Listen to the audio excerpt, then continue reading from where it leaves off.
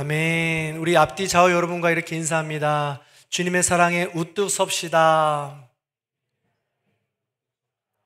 아멘. 그렇습니다. 우리는 하나님을 기쁘시게라는 주제를 가지고 말씀을 나누고 있습니다. 하나님을 기쁘시게 하는 삶은 거룩함이라고 했습니다. 거룩함이란 가장 고귀하고 신성시되는 하나님의 영역, 이 영역과 세상의 죄악된 영역과 자기중심적이고 우상숭배가 가득한 이 영역이 구별되는 것입니다. 분리되고 떨어지는 것이죠. 죄악된 세상은 자기중심적이고 자기만족의 삶이며 자기의 삶을 주인이라고 삼고 살아가는 세상입니다. 하나님이 아닌 자기만족의 대상, 우상으로 삼고 살아가는 것이죠. 거룩한 삶을 위해 거룩한 하나님께서 직접 이 땅에 내려오셔서 예수 그리스도로 이 땅에 사셨고 십자가에 달려 죽으시면서 3일 만에 부활하시고 승천하셔서 다시금 거룩한 하나님께로 갈 수 있는 길을 열어주셨다고 했습니다. 그래서 이 땅에서 예수님이 어떻게 사셨는지 그 삶을 따라가고 닮아가는 것이 거룩하게 되는 것이요, 그 길을 따라 걸어가서 결국 종점에는 거룩한 하나님을 만나는 것이다 라고 말씀을 나누었습니다. 그런데 하나님이 기뻐하시는 그 거룩한 삶은 관념적인 것이 아닙니다. 우리의 마음이나 생각에서 끝나는 것이 아니죠. 구체적인 삶으로 드러나야 된다고 했습니다. 그래서 바울은 여러 가지 명령을 내리는데 첫 번째 명령으로 음란하지 말라고 지난 시간에 말씀을 드렸습니다. 사람이라면 자기만족, 자기 쾌락으로 가장 기초적이요 기본적으로 품을 수 있는 그런 마음이 음란이기 때문에 그렇습니다. 오늘은 하나님이 기뻐하시는 거룩한 삶의 두 번째 명령입니다. 무엇일까요? 그 주제는 경제생활입니다. 경제생활. 성만큼이나 경제는 우리의 삶에 깊은 관련이 있습니다. 마태복음 6장 21절에도 보면 보물이 있는 곳에 네 마음이 있다라고 표현하고 있습니다. 우리의 실상에서도 얼마나 많은 깊은 관심이 있는지 모릅니다.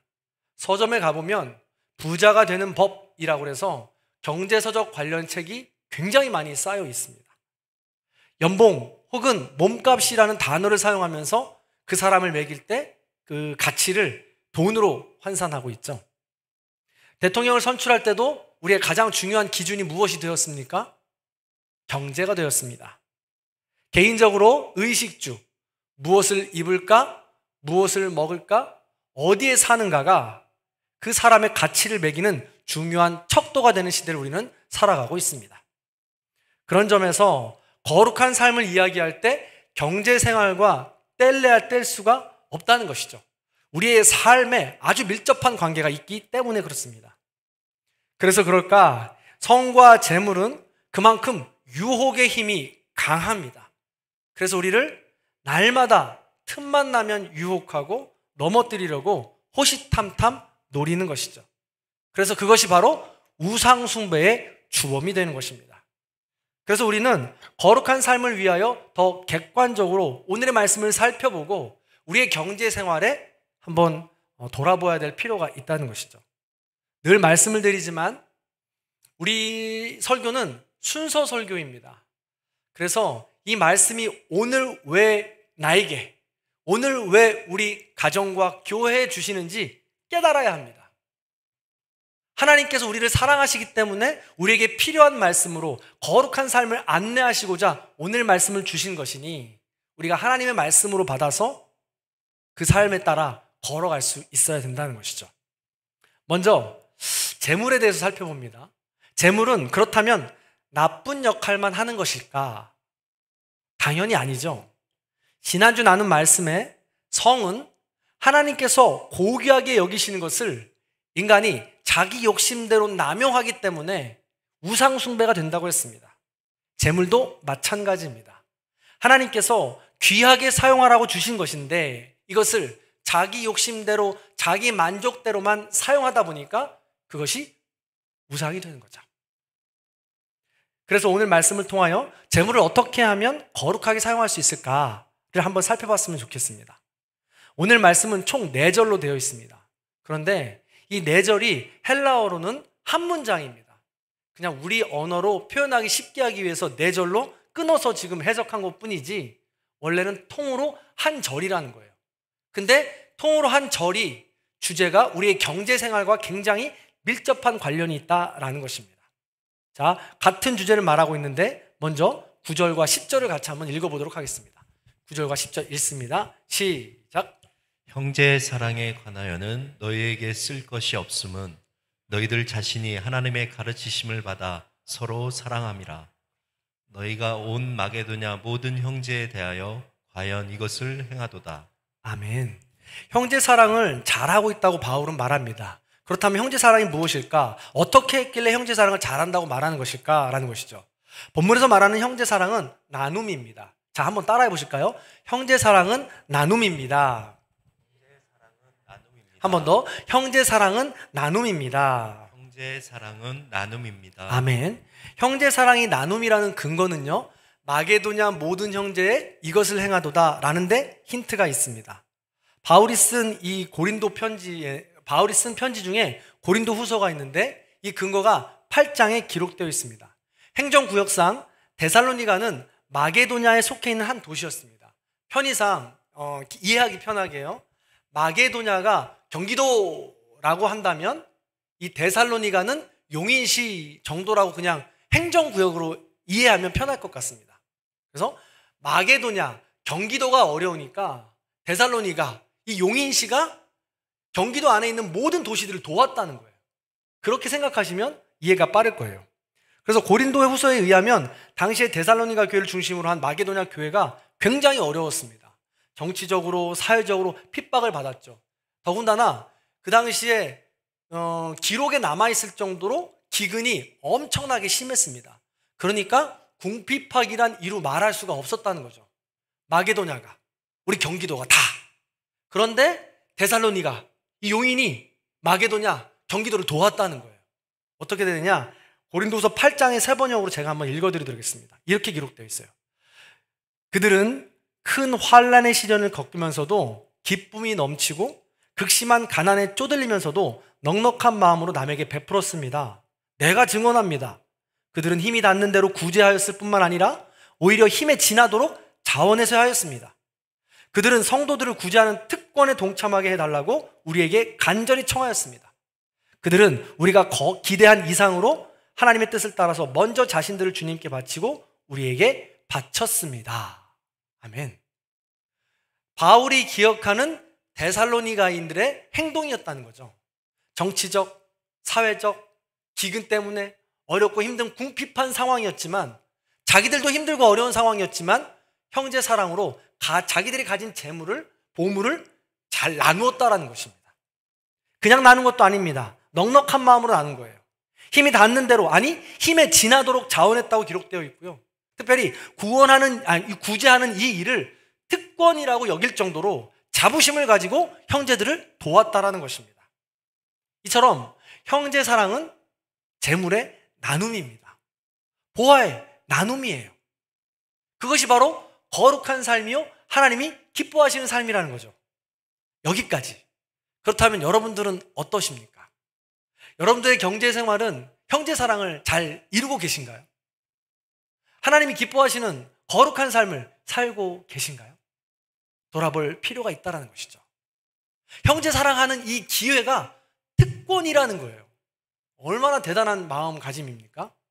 따라서 교회에서나 가정에서나 누군가를 돕는 일이 생긴다? 할렐루야, 하나님께서 주신 특권이구나 하고 참여하시라는 것입니다. 그럴 때 하나님께서 기뻐하시고 거룩한 삶으로 인정해 주신다는 것이죠. 첫 번째였습니다. 그래서 우리 가정이 나눔으로 거룩한 삶을 살아내시기를 축복합니다. 우리 교회가 그 거룩한 삶을 형제 사랑으로 나누며 이뤄내는 교회가 되기를 간절히 축원합니다. 자, 그러면서 이 구체적인 삶을 또 나누고 있는데 이어지는 문장이 굉장히 흥미롭습니다. 자, 11절 말씀인데요. 한번 같이 읽어볼게요. 같이 읽습니다. 시작. 너희에게 명한 것 같이 조용히 자기 일을 하고 너희 손으로 일하기를 힘쓰라. 아멘. 굉장히 흥미로운데요. 형제 사랑하는 것을 이야기하면서 뒤에 이 문장이 따라오는데 그 명령은 힘쓰라입니다. 이 단어가 굉장히 흥미로운데요. 원래는 힘쓰라는 다시 해석한 건데요. 이 단어는 필로, 사랑이라는 뜻이에요. 그리고 티메이라는 뜻은 명예라는 뜻입니다. 이 단어가 합쳐진 거예요. 그래서 명예를 사랑하라 라는 뜻입니다. 그러면서 뒤에 붙은 세 가지 조건이 있어요. 이 일을 명예 사랑하기를 하듯 사랑하라는 것입니다. 이게 너무 복잡하니까 힘쓰라, 열망하라, 혹은 이거에 대해서 야망을 가지라 라고 해석하고 있다는 것입니다. 그래서 어떤 것이길래 그것을 통해서 명예롭게 여겨야 되는 것인가? 도대체 어떤 것이길래 그것을 자랑스럽게 여겨야 되는 것인가? 라는 것이죠. 그 세 가지가 무엇인지 살펴봅니다. 그 세 가지는 첫 번째로 조용하게 살기, 두 번째로 자기 일을 하기, 세 번째로 자기 손으로 일하기입니다. 이 세 가지가 자기 자신과 관련이 되어 있어요. 이 앞에 것이 형제 사랑으로 형제들과 관련되었던 것이라면 이 뒤에 세 가지는 자기와 관련이 되어 있다는 것입니다. 이 전 것이 나누는 것에 집중이 되었다면 이 뒤에 것은 나에게 채우는 것에 집중이 되었다는 것이죠. 그래서 이 형제 사랑으로 나누어서 내 것이 비어지면 반드시 채우는 것도 있어야 된다는 거예요. 뭘 채워야 되냐는 것이죠. 세 가지를 채우라는 것입니다. 그 세 가지, 첫 번째는 조용하게 살기입니다. 조용하게 살기. 조용하게 살기라고 해서 입을 아예 닫으라는 이야기가 아니에요. 이것은 평정심을 지키라는 이야기입니다. 내 마음의 평정심. 아까 설교 초반에도 말씀을 드렸듯이 보물이 있는 곳에 네 마음이 있다고 했습니다. 그러므로 내 마음이 보물에 가 있으니까 보물에 따라서 내 마음이 오르락 내리락 한다는 거예요. 이걸 주의해서 평정심을 찾으라는 것입니다. 보물에 따라 마음이 오르락 내리락 하지 말고 보물과 상관없이 평정심을 찾으라는 것이죠. 생각해 보세요. 우리가 애써서 모은 보물이 있는데 이 보물, 재물을 그냥 잃는다고 생각해 보시기 바랍니다. 그럼 여러분의 마음이 어떻습니까? 분노에 가득 차죠. 실망합니다. 통장에 잔고가 없으면 두렵습니다. 반면에 여러분들의 수고와 헌신과 애씀으로 인해 창고에 이 통장에 잔고가 두둑히 채워간다고 생각해 보세요. 그럼 여러분 마음이 어떨까요? 평안하잖아요. 통장 그냥 보기만 해도 돈 버는 것도 아닌데 든든하잖아요. 이렇듯 이 재물 때문에 우리의 마음이 움직이는 것을 주의해라 라는 것이 바로 조용하게 살기라는 것입니다. 항상 힘써야 돼요. 저희는 목회자잖아요. 목회자의 중요한 덕목 중에 하나가 이 재물에 관한 이 마음입니다. 가장 필요한 덕목 중에 하나가 이 조용하게 살기겠죠. 저는 어렸을 적부터 이 부유하지 않은 가정에서 자란지라 부족함을 당연하게 여기면서 살았습니다. 그렇다고 이 재물이나 보화에 대한 욕심이 아예 없는 것도 아니고 포기한 것도 아닙니다. 교육 전도사 시절부터 지금까지 살펴보면 하나님께서 때에 따라 필요에 따라 정확하게 채워주시는 것을 경험했습니다. 아주 많이 경험했어요. 그래서 재물에 대해서 어느 정도 저는 이제 조용하게 살기에 반열에 이르렀나 보다 라고 저는 생각했었습니다. 그런데 아직도 멀었더라고요. 이런 일이 있었어요. 이 봄에 말이죠. 제가 어느 사업장에 신방을 한 적이 있습니다. 구체적으로 제가 사업장 이름을 이야기하지 않아도 지금 제가 말씀드리면 다 아실 거예요. 어디냐면 핸드폰을 판매하는 곳이고요. 한쪽에서는 로또를 판매하는 곳이었습니다. 처음 방문한 사업장이었고 우리 성도님과 여러 가지 이야기를 나누는데 손님이 너무 많이 왔다 가시는 거예요. 로또를 사러 오시는 분들이 굉장히 많더라고요. 알고 봤더니 그날이 토요일이었던 거예요. 저는 그 발표가 토요일인지도 그날 알았어요. 한참 이야기를 나누는데 너무 방해하는 것 같아서 좀 나누다 이제 가려고 하는데 우리 성도님이 복권 2장을 자동으로 해서 저한테 뽑아주더라고요. 목사님 복권 해본 적 있으세요? 그래서 한 번도 없는데요. 이거 한번 맞춰보세요. 오늘이에요. 딱 그래서 제가 2장 해주셔서 접어가지고 이 포켓 주머니에 넣었는데 가슴이 따뜻해지더라고요. 토요일이라고 그러잖아요. 집으로 오는 내내 저녁 8시 45분이 기다려지더라고요. 어디서 방송하는지도 모르고 인터넷을 찾는 거죠. 그 시간이면 제가 목양실에서 한참 말씀과 씨름하고 있을 때거든요. 근데 정말 부끄러운데요. 말씀도 준비는 다 했지만 어디 갔나 없어요. 8시 45분만 기다리는 거죠. 근데 어떻게 됐을까요? 어떻게 됐을까요? 예. 한두 개 맞고 하나도 안 맞더라고요. 그 허무함이란 정말 이래서 복권 사서 기뻤다가 이래서 실망하는가 보다라는 것을 느꼈습니다. 완전히 조용하게 살기 엎치락뒤치락이었던 거 아니겠습니까? 저 좀 부끄러운데 너무 욕하지는 말아주세요. 저도 노력하고 있어요. 네, 조용하게 살기로 말이죠. 여기서 배운 건 뭐냐면 우리가 물질에 그렇게 날마다 선줄로 생각하지 말라는 거예요. 넘어질까 늘 조심하라는 것입니다. 우상 숭배는 언제 어디서 우리를 넘어뜨리기 위해서 항상 호시탐탐 노리고 있으니까 말이죠. 그래서 항상 조심해야 된다는 것입니다.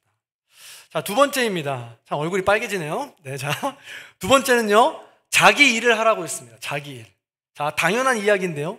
이것은 다른 사람이 일에 참견하지 말고 일단 자신의 경제를 먼저 신경 쓰라는 거예요. 자신의 일도 챙기지 못하면서 남들 돕는 일은 좀 자제해도 된다라는 것입니다. 그래서 여기에 대한 죄책감을 갖지 않아도 되고 또한 오지랖 있게 남의 이것을 너무나도 챙기지 않아도 된다라는 것을 성경은 이야기하고 있는 것입니다. 왜 이런 이야기가 나왔는지는 조금 이따 다시 한번 나누고요. 세 번째로는 자기 손으로 일하라는 것입니다. 자기 손으로 일하라는 것은 노동의 신성함을 이야기합니다. 내가 하는 일이 어떤 일이든지 무슨 일이든지 누구와 함께하는 일이든지 소중하다는 거예요. 귀한 일이라는 것입니다. 직업에 귀천이 있는 것이 아니라 그 일을 하나님이 주신 소명으로 알고 사명으로 알고 그 일을 감당할 때 그 안에 기쁨이요 그것이 거룩함이요 하나님이 기뻐하시는 삶이 된다라는 것이죠. 그래서 이 세 가지 일을 항상 내 마음속에 기억하고 있어야 된다라고 이야기하는 것입니다. 이처럼 형제 사랑 나눔에 맞게 건강한 경제 생활을 위한 세부 지침을 명령하고 있는 것입니다. 그런데 이런 세부 지침을 명예로 삼고 사랑하기에는 너무 뭔가 안타깝고 좀 부족해 보이지 않습니까? 차라리 어떻게 하든 열심히 일해서 누구도 갖지 못한 풍성한 재물을 가져서 넉넉하게 나누어주는 그것을 사모해야 되고 열망해야 되고 그것을 명예로 알아야 되지 않겠습니까? 그러나 오늘 성경 말씀은 내가 있는 곳에서 나의 처지와 상황에 맞게 나누고 내 안에 있는 걸 채우라고 이야기합니다. 그러니까 그렇게 크게 욕심부릴 필요도 없고 그렇게 크게 나누지 못했다고 해서 좌절하거나 죄책감에 빠질 필요도 없다라는 것입니다. 하나님께서 때가 되시면 그 모든 나누고 채우는 그 과정들을 성숙하게 하고 성장시켜 주신다는 것입니다. 단번에 되는 것이 아니니 그 모든 것들을 계단 스텝 바이 스텝으로 나아갈 때 하나님께서 풍성함으로 채워주신다는 것이죠. 사실 이런 세부 지침이 나온 이 바울 데살로니가인의 배경이 있습니다. 다음 주에 더 자세하게 나누겠지만 데살로니가인의 교회는 예수님의 재림이 곧 오실 거라고 생각되는 생각들이 가득해 있었습니다. 그러다 보니까 내가 가진 재물이 필요 없다고 생각했어요. 일할 필요가 없다고 생각했습니다. 그래서 그냥 바로 나누어 주고 자기는 굶기도 하고 그랬다라는 것이죠. 그래서 자기 일을 안 하면서 다른 사람들이 있는 사람에게 가서 계속 꾸는 거예요. 이런 일이 없어야 된다라고 성경은 이야기하고 있는 것입니다. 그래서 바울은 주님이 언제 오실지 모르는 것이니 오늘 하루 지금 이 순간 최선을 다해서 살아가라고 말하는 것입니다. 다시 말해 형제 사랑으로 나눔을 자아 사랑으로 채움을 성실하게 한 걸음 한 걸음 해 나가라는 것입니다.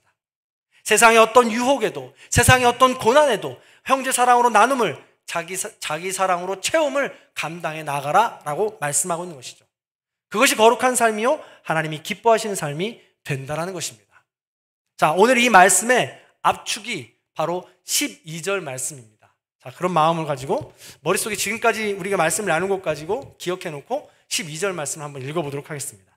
같이 읽습니다. 시작. 이는 외인에 대하여 단정히 행하고 또한 아무 궁핍함이 없게 하려 함이라. 아멘. 형제 사랑을 위한 나눔은 거룩한 삶입니다. 하나님이 기쁨이 되는 삶이라고 했습니다. 더불어 외인에 대하여는 단정히 행하라고 말합니다. 여기서 외인은 믿지 않는 사람들을 이야기합니다. 단정히 행하라는 것은 내 옷 매무새를 단정히 하라는 이야기가 아니라, 영어가 더 잘 해석이 되어 있는데 이것은 믿지 않는 사람들에게 존경받을 만한 삶을 살아라 라는 뜻입니다. 즉, 믿지 않는 사람들이 보기에 존경받을 만한 경제 생활을 하여라 라는 뜻입니다.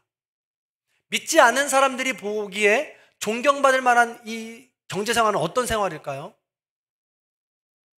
형제 사랑, 이 나눔을 충만하게 하는 사람입니다. 있는 힘을 다해서 하는 사람입니다. 그렇다고 해서 형제 사랑 나눔을 내 분에 넘치게 해서 안 된다고 말씀드렸죠? 그래서 그 뒤에 붙는 거예요. 또한 아무 궁핍함이 없게 하려 함이라 라고 하면서 나에게 궁핍함이 없도록도 노력해야 된다라고 말하는 것입니다. 그래서 하나님이 기뻐하시는 거룩한 경제 생활은 어떤 것이냐? 형제 사랑 나누기와 자기 사랑 채우기를 균형을 맞춰서 하는 것을 하나님이 기뻐하신다는 거예요. 거룩한 삶이라고 이야기하는 것입니다. 그래서 그 일을 잘 감당할 수 있어야 된다는 것입니다. 사랑하는 성도 여러분, 그렇습니다. 이 데살로니가의 당시에는 형제 사랑하기를 아주 인색하게 하는 사람들도 있었고요. 그 중에는요. 그리고 형제 사랑하기를 분에 넘치게 하는 사람도 많았습니다.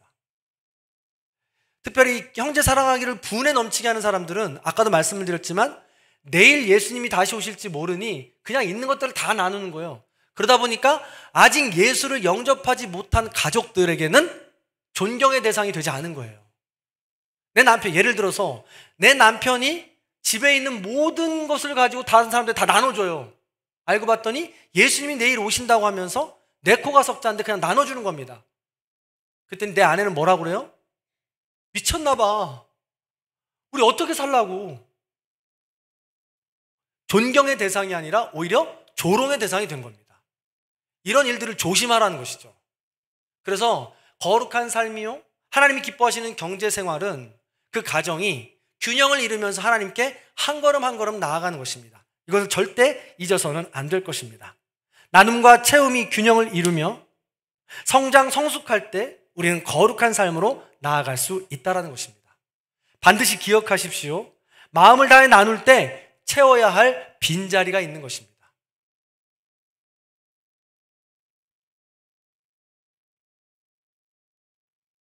형제 사랑을 나누기를 할 때 우리 마음 가운데 당연히 부담과 어려움이 있습니다. 아예 없다면 그 사람은 성장할 수도 없는 거예요. 내게 수용할 수 있을 만큼의 부담감은 있어야 하고 그 부담감을 어느 정도 뛰어넘을 수 있을 때 우리는 좀 더 거룩하고 성숙한 길로 걸어갈 수 있다는 것이죠. 그래서 우리는 날마다 기도해야 합니다. 이걸 분별할 수 있게 해달라고, 지혜를 달라고. 채움과 나눔을 말이죠. 그래서 그런 어려운 부담을 조금씩 이겨내면서 균형을 이루면서 하나님의 기쁨이 되었으면 좋겠습니다. 마지막으로 제가 한 분을 소개시켜드리고 말씀을 마무리하려고 합니다. 제가 오산에 있는 임마누엘 교회에서 부교육자로 사역할 때 만난 집사님입니다. 제가 같은 목장이었고 제가 받은 은혜가 너무 크고 그분의 삶이 도전이 되어서 지금도 교제를 나누고 있습니다. 당시에는 부교육자였기 때문에 제가 담당해야 되는 구역이 아예 따로 있었던 거예요. 그래서 그 구역엔 저희 가정과 연배도 비슷하고 자녀들도 비슷한 목장 모임으로 모여서 금요일마다 저녁을 먹고 예배를 드렸습니다. 그러다 보니까 깊은 삶의 이야기를 충분하게 나눌 수 있었던 것이죠. 근데 그 집사님을 처음 만났을 때를 저는 아직도 기억합니다. 그리고 바로 그 직전 임마누엘 교회에서 사역을 믿음 생활을 시작할 때 이야기도 제가 스토리를 다 알고 있다는 것이죠. 처음에 그분이 시작하신 일은 작은 설비회사 직원이셨습니다. 보통 학교 화장실이나 식당 등 이 보수하고 설비를 하는 일이 주로였죠. 시간이 지나면서 독립을 해야 되는 상황이 생겨서 친구분과 함께 독립을 하면서 아주 작게 그 일을 시작하셨습니다. 그런데 당시 집사님의 실력과 성실함을 인정받아서 학교에서 그 회사를 통하지 않고 직접 부르는 학교가 생긴 거예요. 그러다 보니까 일감이 하나 둘씩 생기기 시작한 거죠. 근데 제가 잊지 않는 것은 그럼에도 불구하고 그렇게 어려운 상황 속에서도 형제 사랑하기를 나누는 것을 멈추지 않았다라는 거예요. 목장 예배를 가정마다 돌아가면서 드리는데 그 가정을 방문할 때면 컴패션이라고 해서 돕는 어린이들이 사진이 있습니다.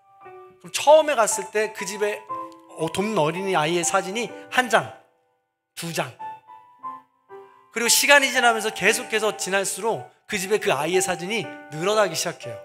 3장, 4장. 힘들고 어렵지만 멈추지 않는 것이죠. 이렇게 형제 사랑 나누기를 열심히 하다가 보니까 그 사업장이 날로 확 번창했을까요? 그렇지 않습니다. 제가 함께 사역하는 동안에는 그 사업장이 계속 어려웠어요. 빚에 허덕였습니다. 힘들고 어려운 시간을 보냈던 것이죠. 그럼에도 불구하고 집사님은 멈추지 않았어요. 최근에는 어떤 일도 있었냐면, 우리 자주 교제를 하니까 어느 목사님 가정에 비가 샌다고 그래가지고 그 집을 돌보기 위해서 방문을 하셨다고 합니다. 그런데 집이 엉망이에요. 방 곳곳마다 곰팡이 쓸지 않은 곳이 없습니다. 집 도배 장판지들이 모두가 이 도배지들이 뜯어져 나가고요. 어린아이도 있는데 말입니다. 그래서 참지 못하고 이 집사님이 방마다 손보기 시작하고 주방이랑 화장실 손보기 시작하니까 아예 리모델링을 해버린 거예요. 그러다 보니까 지출이 어마어마합니다. 그러니까 이 규모 없이 이렇게 하다 보니까, 돕는 일이 되다 보니까 사실은 이후에 후유증도 많이 낳는 것이죠. 그런데 이런 부담감과 상처들과 어려움들이 약이 되어서 형제 사랑 나눔에 계속해서 더 번창하게 되었다는 것입니다. 그런데 지금은 어떻게 되었을까요? 지금은요, 그 집에 처음 만났을 때는 아이가 없어서 몇 번의 유산을 거친 후에 기도하는 가정이었습니다. 지금은요, 그 집에 자녀가 넷이에요. 직원으로 일하던 분이 직원을 7명을 둔 건설사 사장님이 되었습니다. 3명, 4명을 돕던 컴패션 아이들이, 남자 집사님만 돕는 아이들이 12명이 넘었고, 아내 집사님이 돕는 사람은 또 따로 있어요. 그 건설 회사, 자기 회사의 이름으로 돕는 이들이 있고, 교회에서 자기 이름으로 돕는 아이들이 또 있다는 거예요. 집사님은 멈추지 않았고 형제 사랑과 자기 체험을 성실하게 했습니다. 그 누구보다도 성실하게 한 것을 저는 알 수 있습니다. 그러다 보니까 이 집사님의 삶을 어떻게 우리가 평가할 수 있을까요? 외인으로부터 단정행하라?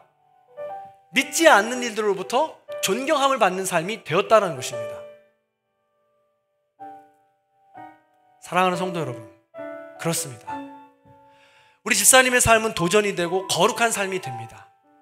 우리에게 맡겨주신 작은 것부터 형제 사랑으로 나누기를 실천하다 보면 우리도 모르게 어느샌가 시간이 지나면 더 큰 사랑으로 나눌 수 있는, 외인들이 보기에 존경받을 만한, 아니 더 넘어서 하나님이 기뻐하실 만한 삶이, 그런 경제 생활이 된다라는 것이죠. 그런 경제 생활을 꿈꾸시길 바랍니다. 그런 우리 가정과 교회와 내 개인의 삶을 꿈꾸시기 바랍니다. 그 삶을 하나님이 기뻐하십니다. 하나님이 거룩하다 하십니다. 하나님이 칭찬하신다 합니다. 그런 삶을 살아가시는 저와 여러분들이 다 되시기를 주님의 이름으로 간절히 축원합니다. 아멘. 그 마음을 담아서 우리 한번 찬양했으면 좋겠습니다. 내가 주인 삼을.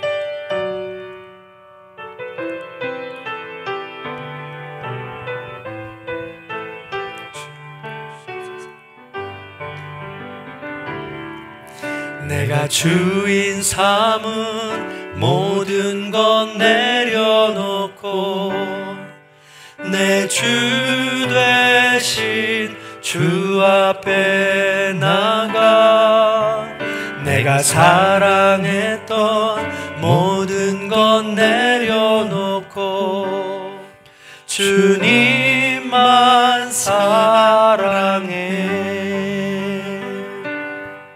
내가 주인 삼은 모든 것 내려놓고 내 주 되신 주 앞에 나가 내가 사랑했던 모든 것 내려놓고 주님만 사랑해.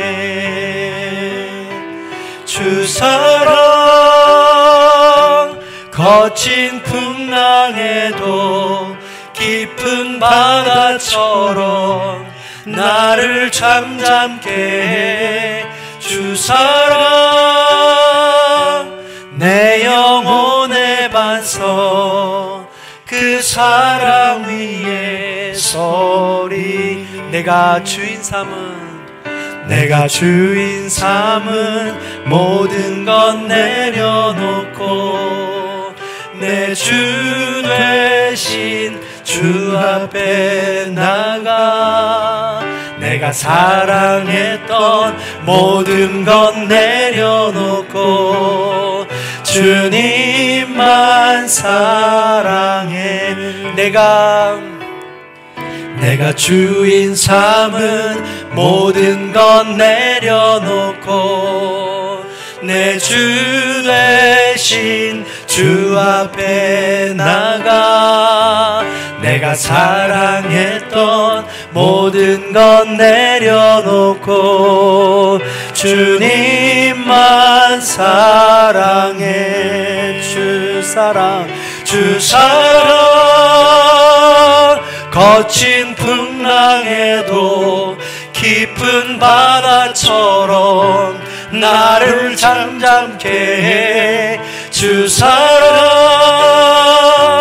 내 영혼의 반석 그 사랑 위에 서리. 주 사랑 거친 풍랑에도 깊은 바다처럼 나를 잠잠게 해. 주 사랑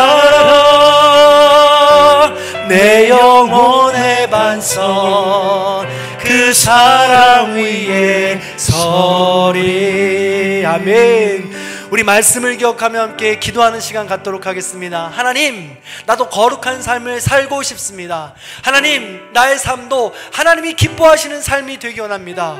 그러기 위해서 나와 가장 관련 있는 이 경제생활, 형제사랑으로 나누기를 열심히 하고 자기 사랑으로 채우기를 부단히 노력하는 성실한 삶이 될 수 있도록 인도하여 주시옵소서. 우리 마음 가운데 우리가 감당할 만한 부담감을 허락하여 주시고 그 감당할 만한 부담감은 믿음으로 승리해 나갈 수 있도록, 그리하여 자기 사랑으로 채워나갈 수 있도록 인도하여 주시옵소서. 우리 그런 마음 가지고 기도 제목 가지고 다 함께 나와 내 자신 우리 가정과 교회를 위해서 함께 기도하겠습니다.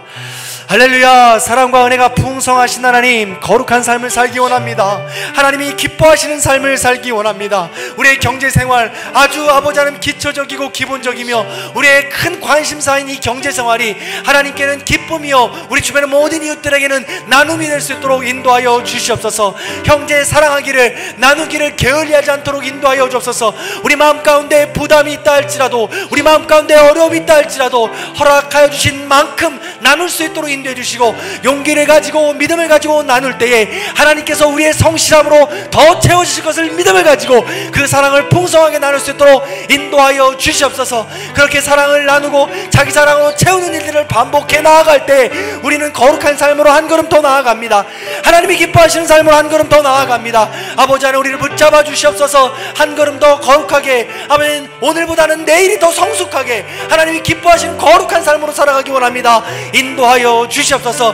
그 거룩한 삶을 살아가고 싶습니다. 내 마음 가운데 있는 욕심과 내 마음 가운데 있는 자기중심적인 삶, 내 마음 가운데 있는 우상 숭배를 벗어버리게 하여 주옵시고 온전히 하나님 한 분만을 나의 주인으로 삼고 살아갈 수 있도록 도와주시옵소서. 아버지 하나님, 하나님께서 지금이라도 부르신다면 우리에게 있는 모든 건강과 우리에게 있는 모든 물질이 다 쓸모가 없습니다.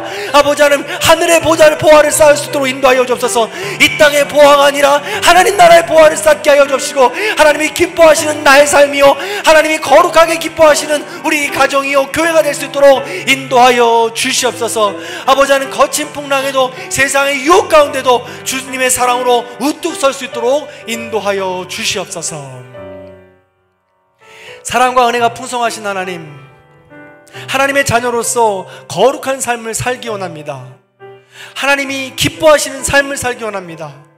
매일같이 실패하고 머뭇거리고 그 일에 죄로 인하여 멈춰버려서 하나님의 눈물이 아니라 아버지 하나님의 사랑을 다시 한 번 더 깨달아서 그 자리에서 벗어나 형제 사랑과 나눔으로, 또한 자기 사랑의 체험으로 다시 더 성숙한 삶으로 일어날 수 있도록 인도하여 주시옵소서.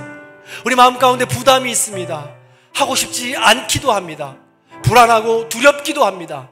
그러나 우리에게 감당할 만한 시험을 주시고 감당할 만한 부담을 주신다고 하셨사옵나니, 우리에게 허락하여 주신 그 모든 형제의 사랑 나눔의 시험의 자리에서 믿음을 가지고 용기를 가지고 한 걸음 더 나아가 승리할 수 있는 우리 모두가 될 수 있도록 도와주시옵소서. 그리하여 하나님의 인도하심으로 오늘보다는 내일이, 내일보다는 모레가, 올해보다는 내년이 하나님이 기뻐하시는 거룩한 삶이요 성숙한 삶이 될 수 있도록 우리를 붙잡아 주시옵소서. 그렇게 함께 하실 주님을 기대하며 우리를 권하신 예수 그리스도의 이름으로 간절히 기도하옵나이다. 아멘.